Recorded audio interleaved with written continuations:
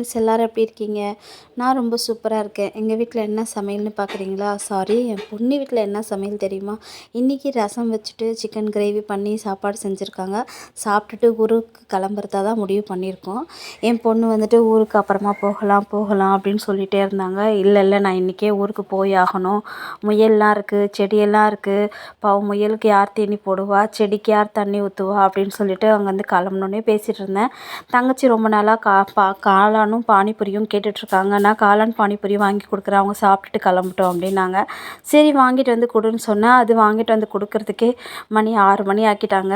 சரி பரவாயில்ல, என்ன பண்ணுறது அப்படின்னு சொல்லிட்டு சாப்பிட்டது சூப்பராக இருந்தது. காளான்னா சொல்லவா வேணும், சென்னை காளான், சென்னை பானிபூரினாலே ஸ்பெஷல் தான் எங்களை பொறுத்த வரைக்கும். அங்கேருந்து சாப்பிட்டுட்டு கிளம்பிட்டோம். வீட்டுக்கு வரும்போது நைட்டு 11 ஆயிடுச்சு. நாங்கள் வரும்போதே பன் பரோட்டா தான் வாங்கிட்டு வந்திருந்தோம்.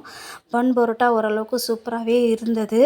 நைட்டு நான் சாப்பிடும்போது நைட்டு 12 மணி. யாரெல்லாம் 12 மணி நைட்டுக்கு பன் பரோட்டா சாப்பிட்றீங்கன்னு சொல்லிட்டு கமெண்ட்ஸ் பண்ணுங்கள்.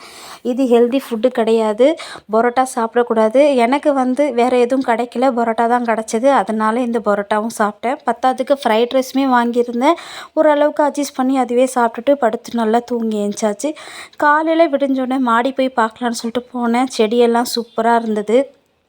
எல்லா செடியுமே நல்லா இருந்தது. தக்காளி செடி மட்டும் வாடி இருந்தது. என்னன்னு பார்த்தா எல்லா தக்காளியுமே குரங்கு பறித்து வீணாக்கிடுச்சு. சரி என்ன பண்ணுறது, கிடச்சதே போதும்னு இருக்கிற தக்காளியை பறித்து வச்சுக்கிட்டேன். அப்போவே ஃபஸ்ட்லேயே பறித்து வச்சிடலான்னு நினச்சேன். சரி ஒன்றும் ஆகாதுன்னு நினச்சிட்டு போயிட்டேன். வந்த அளவுக்கு இது தான் கிடச்சதே போதும்னு நினச்சிட்டு எடுத்துக்கிட்டேன். வீடியோ பிடிச்சிருந்தா லைக் பண்ணுங்கள், சேனலை சப்ஸ்கிரைப் பண்ணுங்கள். தேங்க்யூ.